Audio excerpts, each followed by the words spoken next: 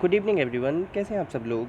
मेरा नाम है राहुल और मैं दूंगा आपको सीडीपी का प्रैक्टिस सेट प्लस इसमें होगा एक मैथ का क्वेश्चन जिसको कि मैं आपको ट्रिक के साथ समझाऊंगा। ठीक है, तो बने रहिएगा मेरे साथ। पहले क्वेश्चन से स्टार्ट करते हैं। पहला क्वेश्चन है आपका, देखो, यदि गैर अंग्रेजी भाषा के माध्यम के निर्देशों का बच्चा अंग्रेजी माध्यम के बच्चों में बदल जाता है, मतलब तो उसे कैसा हो रहा है।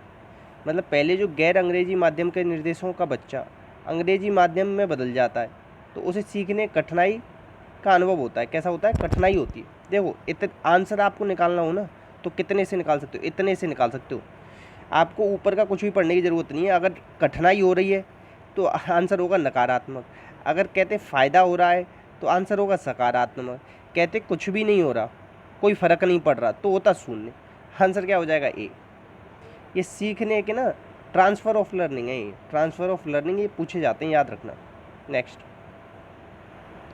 देखो, कॉन्सेप्ट आर इम्पोर्टेंट व्हीकल, मतलब संप्रत्यय किससे रिलेटेड हो? संप्रत्यय किससे रिलेटेड होंगे? थिंकिंग प्रोसेस से होंगे, हमारे दिमाग के प्रोसेस से। ठीक है, याद रखना। आंसर क्या हो जाएगा? बी। ठीक, नेक्स्ट। निम्न में से कौन सा कथन वाइगोत्स्की के द्वारा प्रस्तावित विकास और अधिगम के बीच सर्वश्रेष्ठ सार?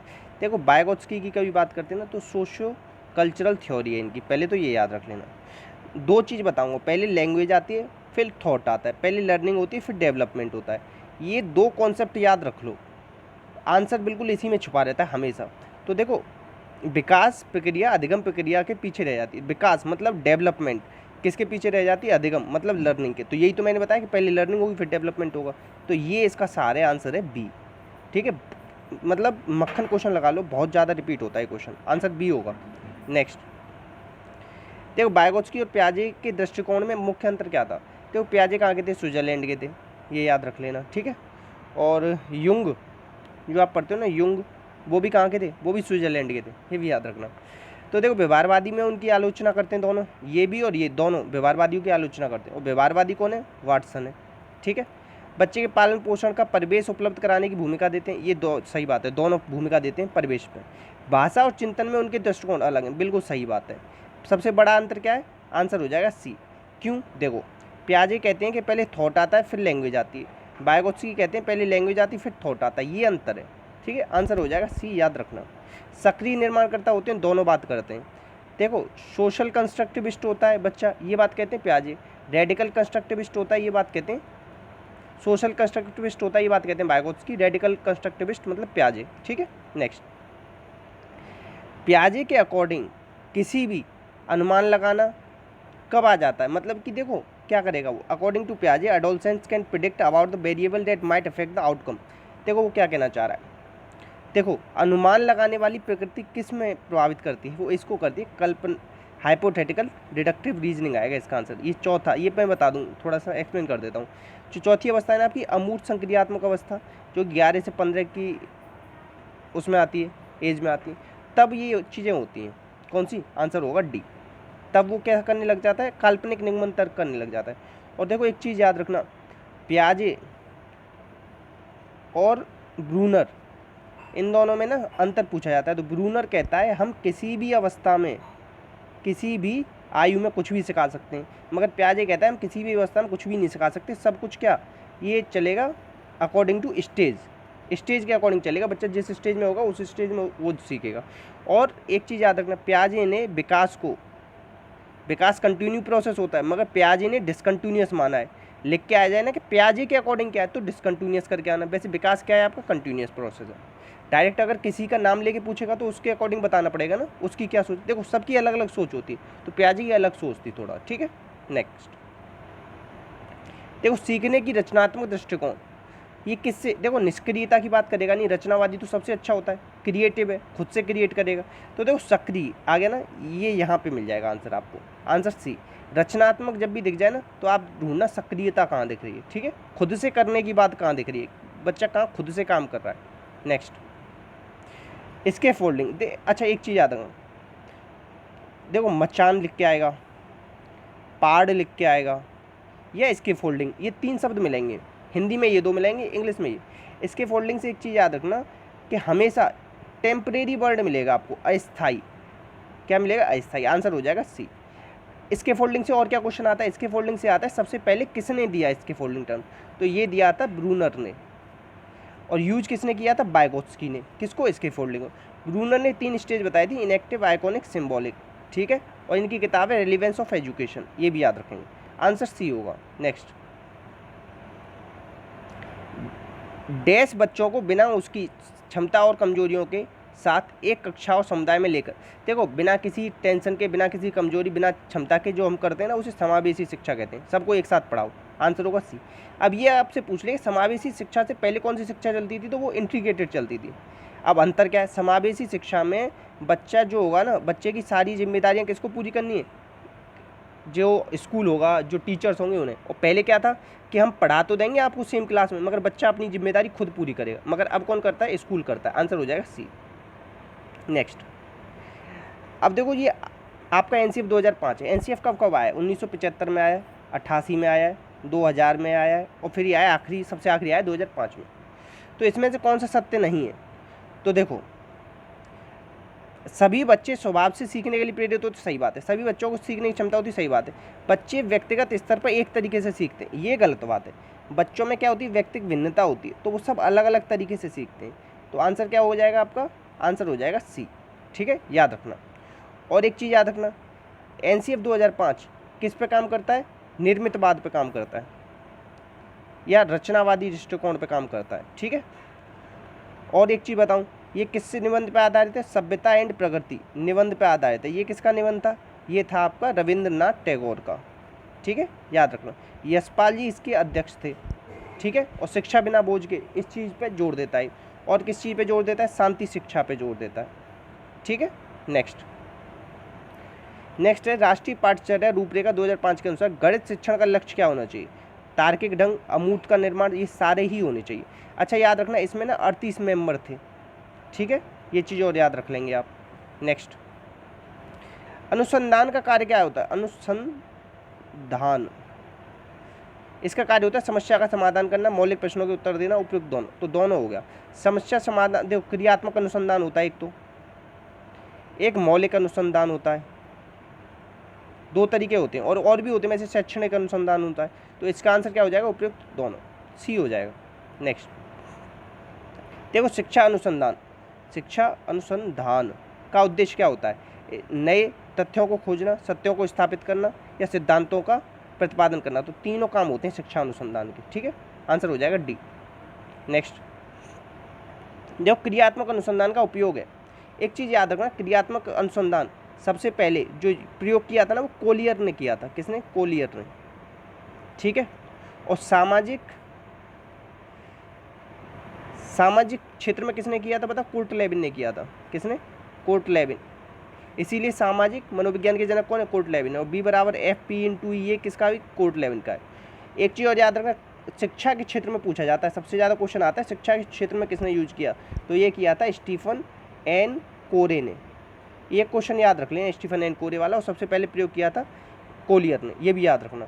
आंसर क्या हो जाएगा, शिक्षण में सुधार हेतु, शिक्षण में परिवर्तन हेतु, विद्यालय में शिक्षण की समस्याओं के समाधान हेतु, सभी के लिए होता है, ठीक है। आंसर क्या हो जाएगा, आंसर हो जाएगा 4, ठीक है।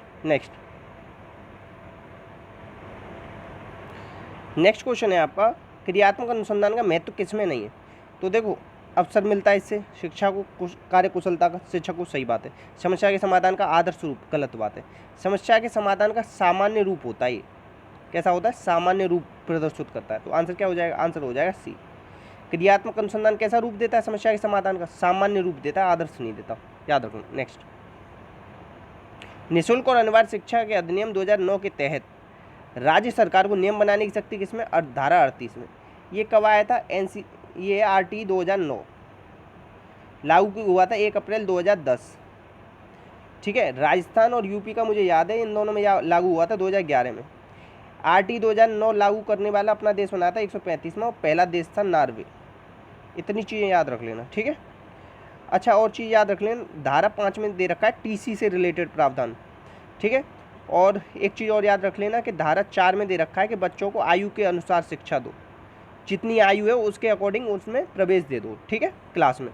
अगर बच्चा 10 साल का है तो 5 साल का प्रवेश लेता है पहली क्लास में, तो 10 साल का किस में लेगा, 5वीं साल में। ऐसा नहीं कि उसे पहली क्लास से स्टार्टिंग कराओगे, ठीक है, तो आंसर इसका था धारा 38। नेक्स्ट क्वेश्चन है, विद्यालय प्रबंधन समिति में कार्य समिति की बैठकों की गढ़पूर्ति की कुल सदस्य होनी चाहिए 1/3। देखो ये किस धारा में लिखा हुआ है, धारा लिखा हुआ है 21 में, ठीक है, याद रखना। और एक धारा 12 है, उसमें लिखा हुआ है कि 25% आरक्षण दो सीटों में, ठीक है। और एक चीज़ याद रखना, हर 2 साल पे ये जो ना कार्य समिति इसकी दोबारा गठित होती है, ये भी याद रख लेना, ठीक है। और इसमें 50% महिला होती है, ये भी याद रखना। नेक्स्ट, आर्थिक रूप से कमजोर निजी छात्रों के लिए आरक्षण कितना % है? देखो मैंने ऊपर वाले क्वेश्चन में बताया था, तो क्वेश्चन नंबर 33 जवाब दोगे आप।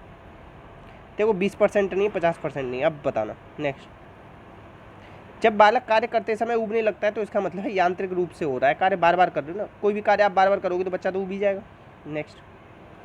नेक्स्ट है समग्रता का सिद्धांत, गेस्टाल्ट थ्योरी, इसी को कहते हैं आहा मूवमेंट, ठीक है। तो ये कब, मतलब इसमें प्रवर्तक कौन है, इसमें कोहलर। अब देखो इनमें तो कोई दे नहीं रखा है, ठीक है। बेस्ट गेस्टाल्ट थ्योरी कौन लेके आया था, बर्दीमर लेके आया था। कब लेके आया था, 1912 में लेके आया था, ठीक है, ये भी याद रख लेना। स्किनर की किताब है बिहेवियर ऑफ ऑर्गेनिज्म, याद रख लेना। ब्लूम ने देखो जो बुद्धि का ना आश्चर्यजनक सिद्धांत दिया, ये याद रख लेना। गैने ने ना 8 प्रकार की लर्निंग बताई, द कंडीशन ऑफ लर्निंग इनकी किताब है। नेक्स्ट, गेस्टाल्ट का अर्थ होता है पूर्णाकार। अब देखो द मेंटलिटी ऑफ एप्स, ये किताब है किसकी, कोहलर की, ये भी याद रखना। द थ्योरी ऑफ गेस्टाल्टवाद, ये किताब है किसकी, कोफका की। और ये जो गेस्टाल्टवाद है कहाँ का है, जर्मनी का। नेक्स्ट, वह अवस्था जब बच्चा तार्किक रूप से घटनाओं के बारे में चिंतन प्रारंभ कर देता है, इसे कहते हैं मूर्त संक्रियात्मक अवस्था। कब से कब तक होती है, 7 से 11, याद रखना। ये किसने दी, प्याजे ने दी। प्याजे ने 4 से 12 वर्षों के बच्चों पर प्रयोग किए। 4 अवस्थाएं बताई हैं, संवेदी पेशी, पूर्व संक्रियात्मक, मूर्त और अमूर्त, याद रख लेना ये, ठीक है। और नैतिक जो शिक्षा है ना, उसमें भी योगदान है इनका, इसीलिए इनकी किताब है मोरल जजमेंट ऑफ चाइल्ड, और दूसरी है child conception of physical world, ठीक है। नेक्स्ट, प्याजे के अधिगम के संज्ञानात्मक सिद्धांत के अनुसार वह प्रक्रिया जिसके द्वारा संज्ञानात्मक संरचना को संशोधित किया जाता है। देखो हम कोई भी चीज़ अडेप्ट करते हैं ना वातावरण से, 2 तरीके से करते हैं, एक तो समायोजन करते हैं, एक समावेशन करते हैं।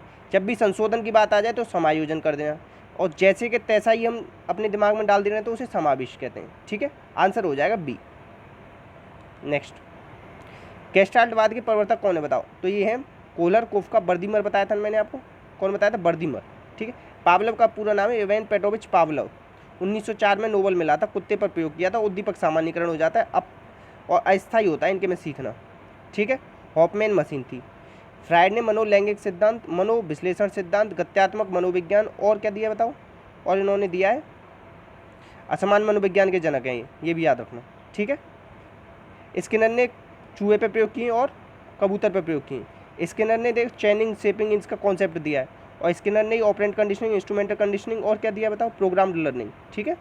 नेक्स्ट, पुनर्बलन का सिद्धांत के प्रतिपादक कौन है, तो देखो पुनर्बलन का सिद्धांत, अब देखो इसमें तो स्किनर आएगा, वैसे अगर इसमें ऑप्शन दे रखा होता ना हल, तो प्रबलन या पुनर्बलन का जो सिद्धांत दिया था वो हल का था। यूज किसने किया था, यूज किया था स्किनर ने, मगर यहाँ तो ऑप्शन में ही नहीं है, तो इसीलिए बहुत आसान पड़ जाएगा आपका बी, लगा दो।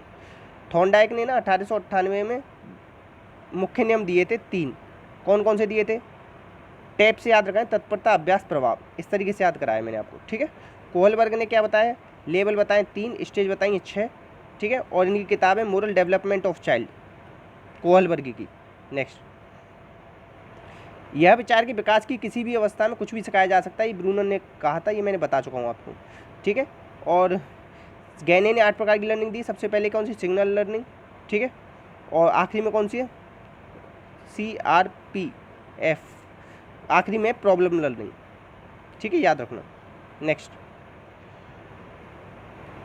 अच्छा ये मैथ का क्वेश्चन बीच में डाल दिया था ना, याद रखना, जितना बाहर दे रखा हो उतना 9 लिख लेना, जितनी 9 दे रखे हो इस तरीके से उन्हें 0 लगा दें, 1 2 3 4 5, ये हो गया इसका आंसर। अच्छा लगाओ तो प्लीज़ बताना ना, शेयर करना अच्छा लगाओ तो, कमेंट बॉक्स में बता देना कैसा लगा था ये क्वेश्चन। अब देखो डैश मस्तिष्क की कृत्यों का विभेद करने का परिणाम है, तो ये है डिसलेक्सिया। डिसलेक्सिया को सबसे पहले किसने, रुडोल्फ बर्लिन ने बताया था। और ये डिसेबिलिटीज़ की बात किसने की थी, सैमुअल किर्क ने की थी, ठीक है। जिन बच्चों की बुद्धि लब्धि डैश से कम होती है उन्हें न्यूनता ग्रसित बच्चा कहते हैं, उसे कहते हैं 70 से कम बालों को। अमूर्त प्रत्ययों का ग्रहण कौन करता है? ये करते हैं प्रतिभाशाली बच्चे। अब एक चीज़ याद रखना, सृजनात्मकता। सृजनात्मकता कैसी होती है? ये लक्ष्य केंद्रित होती है, ये याद रख लें। एक क्वेश्चन आज मेरा गलत हुआ है। कैसी होती है सृजनात्मकता? लक्ष्य केंद्रित होती है। मूल्यांकन का कौन सा प्रकार नहीं है? मानक नहीं है। निर्णयात्मक, योगात्मक, सीसी होता है। आंसर हो जाएगा ये। नेक्स्ट, इसमें से कौन सा सामाजिक वंचित की समस्या नहीं? देखो स्वस्थ परिवेश दे रहे हैं, ये कोई समस्या नहीं होती। विद्यार्थी क्या होता है? आश्रित होता है टीचर के ऊपर। स्वतंत्र कौन होता है? टीचर होता है। और मध्यस्थ क्या होता है? सिलेबस होता है। आंसर हो जाएगा ए। 2009 में कितने घंटे की बात करी गई? 45 घंटे की बात करी गई, ठीक।